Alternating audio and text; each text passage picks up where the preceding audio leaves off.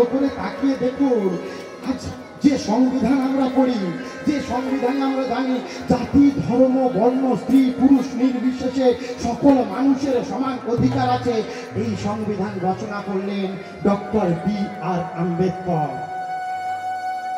একজন শূদ্রের ছেলে, সমাজ যাকে স্থান দেয়নি, সমাজের উঁচু স্তরের মানুষ যাকে ঘৃণা ভরে দূরে সরিয়ে দিয়েছে, সেই শিক্ষিত যুবক ভারতবর্ষের বুকে দাঁড়িয়ে সংবিধান রচনা করলেন এবং সেই সংবিধানের রচয়িতা তার যে ভাষা দিয়ে গেলেন, সেই ভাষাটা কোথায় থেকে এলো না, সেই ভাষাটাও আমার ঠাকুর দিয়ে দিয়েছিলেন। তিনি দিয়ে যাননি সমস্ত বর্ণ বিদ্বেষ ভুলে সব মানুষ এক হও, আগে মানুষকে কোল দিতে শেখো। তাই তো ঠাকুর আমার কোল দিয়ে জগাই মাধাইকে যেমন উদ্ধার করেছেন, ঠাকুর আমার কোল দিয়ে চাঁদটাজিকেও তো উদ্ধার করেছে। তাই আজকের সমাজে আমরা ঠাকুরকে বিনা একটা পাও চলতে পারবো না।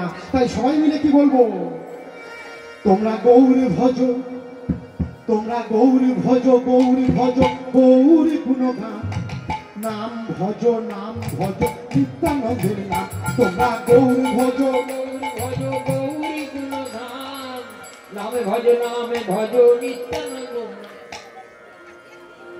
হাত কিন্তু তুলতে হবে, কষ্ট আমি একা করবো না। বলে বাবা তুমি তো টাকা পাচ্ছ, আমি তো পাচ্ছি না। হ্যাঁ, যেটা পাচ্ছেন সেটাই নিন, সবাই মিলে বাবু তুলে। তোমরা গৌরী ভজ, তোমরা গৌরী ভজ, গৌরী ভজ, গৌরী গুণগান, নাম ভজ, নাম ভজ নিত্যানন্দের নাম। তোমরা গৌরী ভজ, গৌরী ভজ, গৌরী গুণগান, নামে ভজ, নামে ভজ নিত্যানন্দ।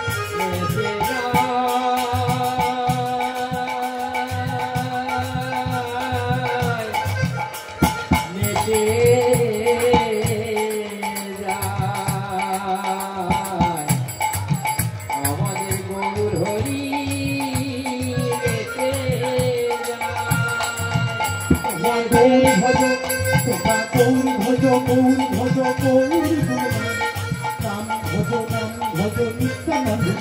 তোমরা গৌরী ভজ, ভজ, গৌরী বল মা। নাম ভজ, নামে ভজ নিত্যানন্দের নাম।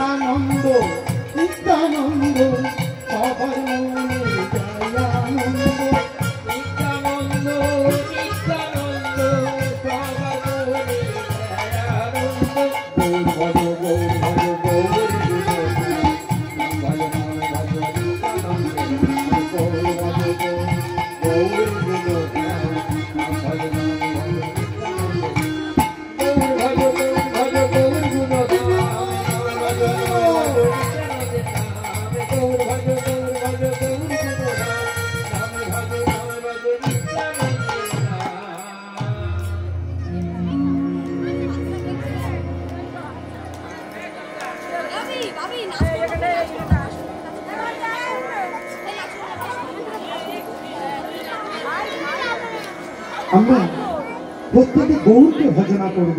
গৌরকে যদি না ভজনা করি আমরা কোনোদিন কিন্তু সেই ঠাকুরকে আমরা পেতে পারবো না। আজকের দেখো একটা ছোট্ট দেখে লীলা ধরবো নাকি কিছু তত্ত্ব কথা বলে কি করবো বাবা? একটা লীলাই যাবো? হ্যাঁ, কত হবে? আমার প্রাণের ঠাকুর দেখো কিভাবে আমাদের জন্য এই কলির জীব উদ্ধারের জন্য এক এক করে পথ দেখালেন। বাবা অপরাধ নেবেন না, বলতে গিয়ে কিছু বাস্তব সত্য কিন্তু সম্মুখীন হতে হবে, সেই সত্যগুলোকে কিন্তু একটু গ্রহণ করতে হবে। তার প্রমাণ আমি দিয়ে যাব, বই ধরে প্রমাণ দিয়ে যাব, আমি কোনো বানানো কথা বলবো না। আজকের দেখুন আমার যে নিমাইকে আমরা পেলাম, যে নিমাই আমাদের জন্য এত করলো, ওই নিচু থেকে উঁচু স্তর পর্যন্ত যত থালা খন্ড যত গাড্ডা যা ছিল সমস্ত কিছু মই দিয়ে তিনি কিন্তু সমান করতে চেয়েছিলেন। আজকে একটা জিনিস আমরা দেখি, হরিবাসরে আসার সময়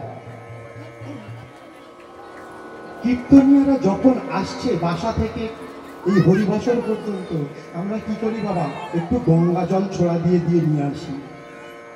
কেন গঙ্গা জল ছোড়া দিয়ে আনি? কারণ মধুর কৃষ্ণ নাম হরিনাম করবেন যে ব্যক্তিটি, যিনি পাঠকের আসনে বসবেন, তিনি যে পথ দিয়ে আসবেন সেই পথে অনেক অসুচি মানুষ হেঁটে গেছে, তাদের পদধূলি আছে। ওমা, তাদেরকে অসুচি বলছে? আজকের যাদের টাকায় আমাদের পেট চলে, আপনাদের রাঙা ধুলো পাওয়ার ভাগ্য আমাদের হয়েছে বলেই কিন্তু আমরা এখানে আসতে পেরেছি।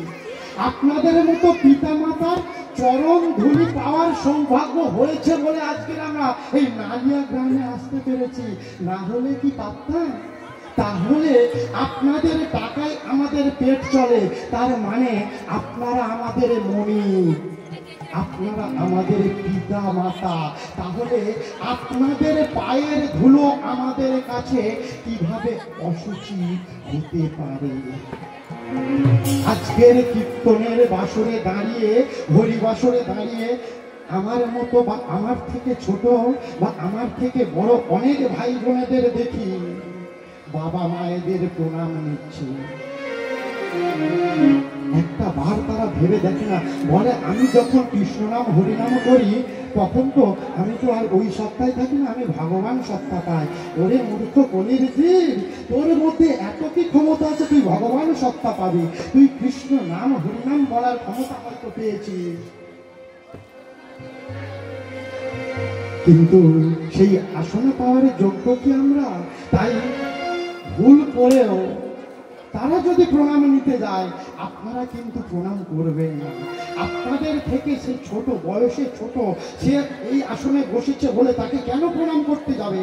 এই জিনিসগুলো কিন্তু বোঝা লাগবে, আগে বুঝতে হবে, আগে আমাদের অনুধাবন করতে হবে যে আমরা যাকে প্রণাম করছি সে কোন জায়গার মানুষ, কোন স্তরের মানুষ।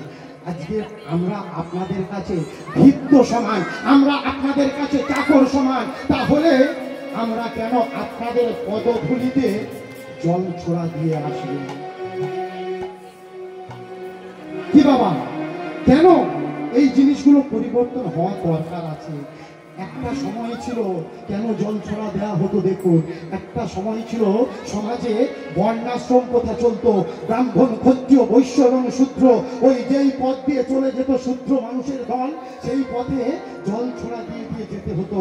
কারণ কোনো সৎ নিষ্ঠাবান ব্রাহ্মণ সেই ছায়া যদি হারিয়ে যায় তাহলে তার পাপ হয়। এই উঁচু নিচু ভেদাভেদটা দূর করলেন আর কেউ না, আমার ঠাকুর। আমার ঠাকুর এসে কলির জীবকে পথ দেখিয়ে দিলেন, হে কলির জীব, তোমরা কোনোদিন কোনো ভেদাভেদ রেখো না, তোমরা সব মানুষ এক হও, তোমাদের অন্তরে থাকবে শুধু কৃষ্ণ নাম, অন্তরে থাকবে শুধু মধুর হরিনাম, আর তোমরা জাতি ধর্ম বর্ণ নির্বিশেষে সকলে এক হয়ে যাও, মানবতার জয় গান গাও। যেদিন তোমরা সত্যিকারের মানুষ হতে পারবে, সত্যিকারের জ্ঞানের চেতনায় একজন মানব হতে পারবে, সেই দিন এই জনম সার্থক হবে। সেই দিন তোমাদের ধর্ম বলে কিছু থাকবে না। তোমাদের ধর্মের পাশে একটাই ধর্ম শব্দ আসবে, সেটা হলো মানবতা বোধ, সেটা হলো মানব ধর্ম। যে ধর্মের থেকে বড় আর কিছু নাই। এই মানব ধর্মে যদি আমরা দীক্ষা নিতে পারি, তবে আমাদের মধ্যে আর দূরত্ব থাকবে না, আমরা সবাইকে আপন করে নিতে পারবো। তাই যুব সমাজের কাছে বারবার একটা কথা বলছি, সবাই আমরা যদি এগিয়ে আসি, একদিন এই উঁচু নিচু ভেদাভেদ ভুলে সমস্ত পথ সমান হয়ে যাবে। আমাদের সমাজ